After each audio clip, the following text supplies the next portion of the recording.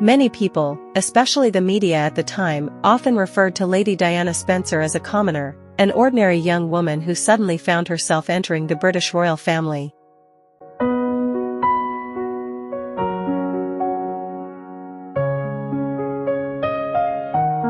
She was portrayed as a modern-day Cinderella, a fairy tale brought to life.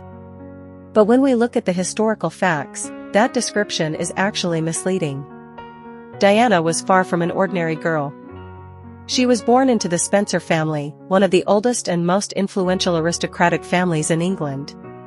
The Spencer family can trace its history back to the 15th century. They were not only wealthy landowners but also played significant roles in British politics, the military, and even within the royal court itself.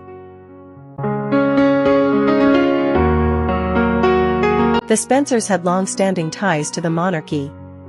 In fact, if you trace Diana's ancestry far enough, the Spencer family shares bloodlines with King Charles II and King James II of the House of Stuart.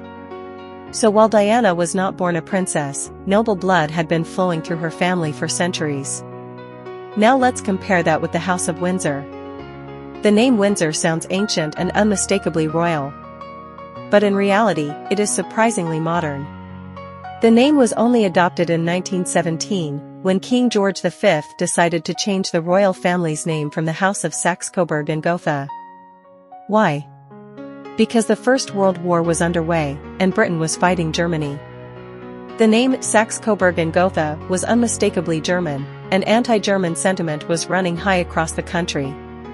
To reinforce the monarchy's British identity, King George V abandoned the German name and adopted Windsor, inspired by Windsor Castle.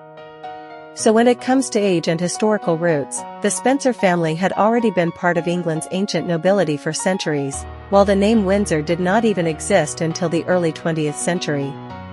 It's no surprise that a famous saying emerged: the Spencers were noble before the Windsors were royal. And historically speaking, there is truth behind those words. Diana herself would also make history.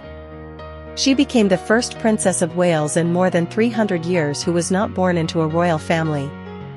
Traditionally, the title had been held by women from other royal houses across Europe. But Diana, an English aristocrat, broke that centuries-old pattern. She may not have been a princess by birth, but she was unquestionably a true aristocrat.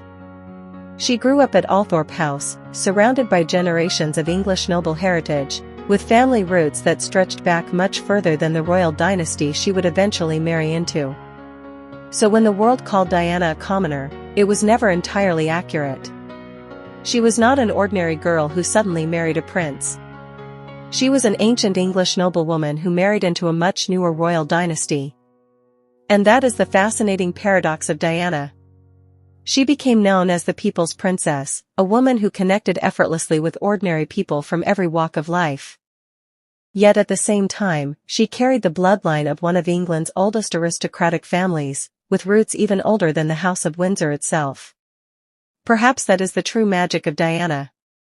A woman who was never born a princess, yet carried herself with the dignity of an aristocrat, while possessing the compassion and warmth of an ordinary human being.